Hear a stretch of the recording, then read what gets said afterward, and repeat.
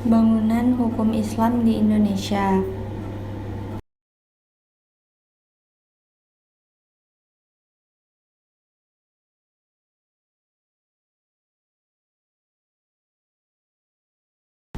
Divine Law dan Man-made Law sebagai teori hukum.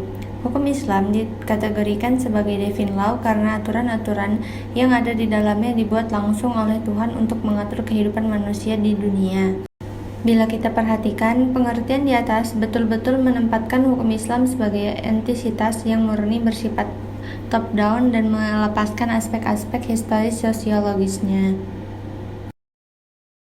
Pada kenyataannya, hukum Islam merupakan perintah Tuhan dan karenanya bersifat mengikat sebagai sebuah cita-cita agama yang berbeda dengan hukum buatan manusia atau man-made law dan dianggap sebagai fenomena sosial yang tunduk kepada kebutuhan manusia dan nilai-nilai. Karena alasan itulah, hukum dalam pandangan pemikir-pemikir Muslim pada kenyataannya bukanlah termasuk kajian yang independen dan empiris. Sebagai implikasi dari kedua faktor tersebut, yakni sifat sucinya dan ikatan yang kuat dengan tradisi-tradisi lama, hukum Islam berkembang menjadi sebuah hukum yang statis yang bisa dianggap menjadi penghalang bagi terjadinya perubahan. Perkembangan hukum Islam di Indonesia. Pada bagian inilah kita akan mendiskusikan relevansi epistemologi hukum Islam Indonesia dengan pembangunan hukum Islam Indonesia dengan pembangunan nasional. Namun, sebelum kita lebih jauh membahas persoalan tersebut, terlebih dahulu sebaiknya kita mengetahui apa yang dimaksud dengan hukum nasional, mengapa kita membutuhkan hukum nasional, dan bagaimana cara kita mewujudkan hukum nasional tersebut. Melalui penjelasan terhadap aspek-aspek inilah, kita akan mengetahui relevansi epistemologi hukum Islam dengan pembangunan hukum Islam nasional. Pembangunan di Indonesia. Dalam rangka membangun sistem hukum nasional, pemerintah menerapkan kebijaksanaan untuk memanfaatkan 3 sistem yang eksis, yaitu living law di Indonesia, yaitu sistem hukum adat, Islam dan Barat, Belanda. Sebagai bahan bakunya, ketiga sistem hukum sangat berkontribusi dalam pembangunan hukum nasional.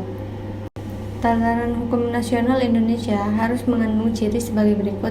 1. Berwawasan kebangsaan dan berwawasan Nusantara.